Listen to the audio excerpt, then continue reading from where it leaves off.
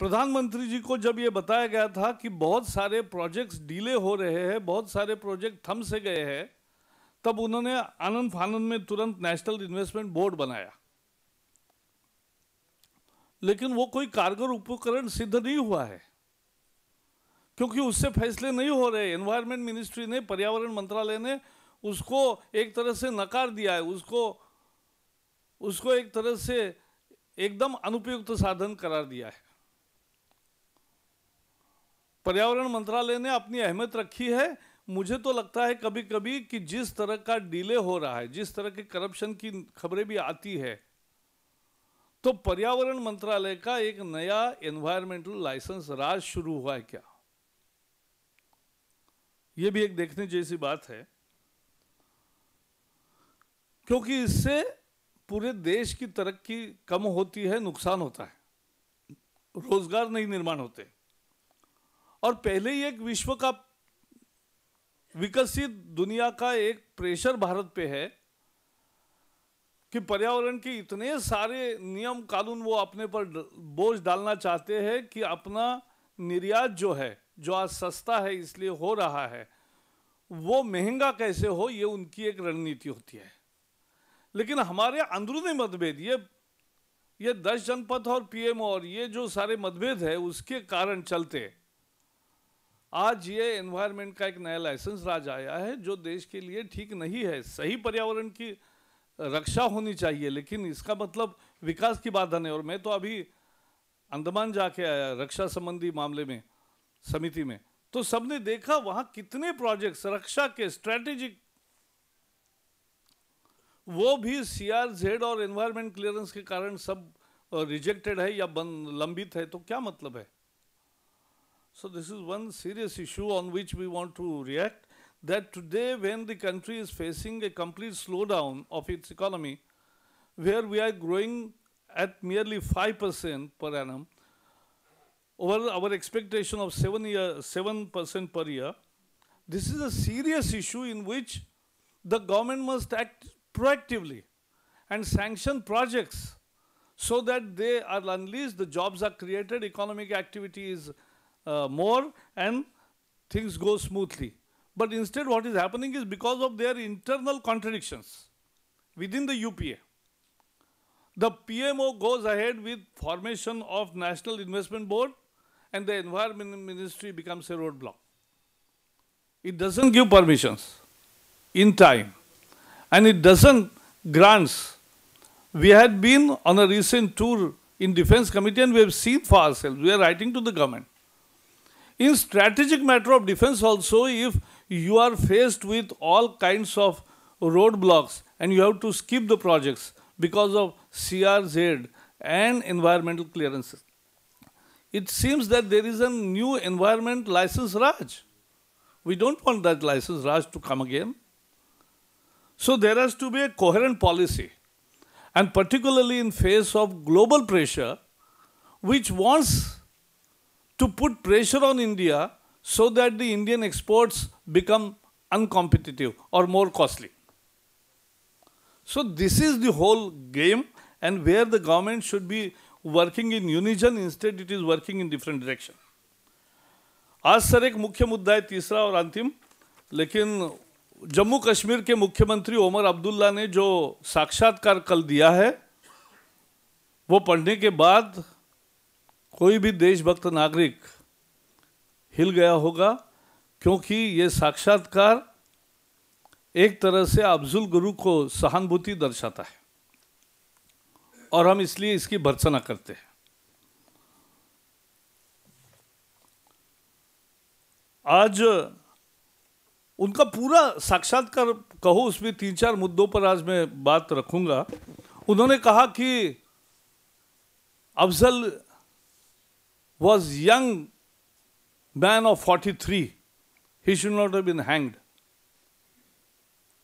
जिनको मारा आतंकियों ने पार्लियामेंट में, जो 9 लोग शहीद हुए, उसमें से 6 लोग अफजल से भी जवान थे, वो मरे हैं, उन्होंने अपने प्राण की कीमत दी है, शहादत दी है।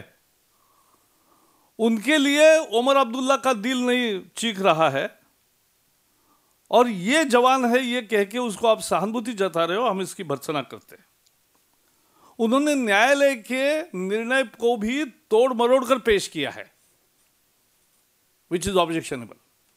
उन्होंने कहा है कि परिस्थिति जन्य सबूत, I have never heard words being used in word being used like circumstantial evidence and to satisfy the collective conscience of the people. He is selectively quoting out of context from the judgment. He forgets in the same judgment, 271 pages judgment, the Supreme Court has clearly stated that there is no shred of doubt as far as the participation in the conspiracy of Mr. Afzal Guru. And further, they have narrated in the judgment that though he was not part of the terrorists who actually attacked the parliament, but still he ensured that this attack happens. He did everything. तो उन्होंने parliament पर, संसद पर हमला करने के लिए सब कुछ किया और उनके सहभागिता के लिए कोई भी प्रश्न चिन्ह नहीं है। ये उच्चतम न्यायालय का बयान है, लेकिन उसके बावजूद भी लगातार उमर अब्दुल्ला वो भूल जा रहे और जो दो वाक्य आउट ऑफ कॉन्टेक्स्ट कोट कर रहे जो अरुंधति रॉय ने लिखे थे, वही वाक्यों को लेकर वो आगे बढ़ रहे। सबसे आपत्तिजनक भाग उन्होंने कश्मीर के युवकों के बारे में लिखा है कि Kashmiri youth, the younger generation, the next generation may not be identifying with Maqbul Bhatt, but is will identify with Afzal Guru. Why? Absolutely wrong. Kashmiri युवाओं का यह अपमान है। कश्मीर के युवक अपने को अफजल गुरु के साथ नहीं आइडेंटिफाई करते हैं। वो अगर अपने को आइडेंटिफाई करते हैं तो क्रिकेटर शामी अहमद से आइडेंटिफाई करते, या आईएएस में जो कश्मीरी लड़का टॉप आया उस शाह फजल से वो आइडेंटिफाई करते हैं।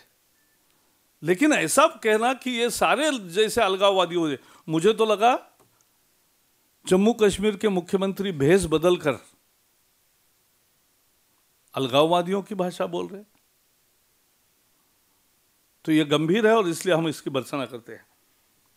We are condemning Omar Abdullah for the interview which he has given actually speaking the separatist language. He is ending up by actually sympathizing with Afzal Guru, the dreaded terrorist. He says that Afzal was young, of 43 years. But those who were killed in the attack on Parliament, 6 out of 9 were younger than Afzal. The CM doesn't bother about him, bother about them, doesn't worry about them, but describes Afzal as young and needs, that means he needs more sympathetic treatment. He also selectively takes few sentences of judgment of the Supreme Court, saying that this type of judgment I have never seen. These are the 2 sentences picked up from Arundhati Roy's article, because she made a case out of selectively picking up the 2 sentences of that to satisfy the collective conscience of the society, we are sentencing him. And second was about the circumstantial evidences. But actually forgets that in the 271 pages of judgment, the Supreme Court has come very heavily saying and concluded that there is no shred of doubt about the participation of Afzal Guru. And also they have said that though he was not the attacker himself, he ensured that attack happens. He did everything. And so this is absolutely worrisome. And more than that, he has insulted the Kashmir youth by saying that Kashmiri youth will identify itself with Afzal Guru. No. Mr. CM Omar Abdullah, you are wrong. The youth of Kashmir doesn't identify itself with Afzal Guru, they identify themselves with Shami Ahmad cricketer and Shah Fazal, the IS topper from Kashmir. So that is the aspirational youth of Kashmir, which we see and which we interact, and not the Kashmiri youth you want to project. This is absolutely a separatist language you have used. We condemn this approach. आज दीनदयाल जी उपाध्याय की 45वीं पुण्यतिथि पर party के मुख्यालय में और देश के सैकड़ों जगह सभी जिलों के मुख्यालयों में माल्यार्पण किया गया उनकी प्रतिमा का। 45वीं पुण्यतिथि थी और यहाँ आडवाणी जी, गडकरी जी, आनंद कुमार जी और बाकी सारे पदाधिकारी यहाँ मौजूद थे। और ये देश भर में हम एक समर्पण दिवस के रूप में करते हैं, क्योंकि इसमें अपनी धनराशि हर कार्यकर्ता जितना भी संभव है उतना पार्टी को देता है। तो ये प्रक्रिया आज से शुरू हुई है।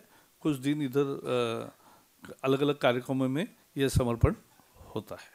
बहुत बहुत धन्यवाद मेरे तरफ से।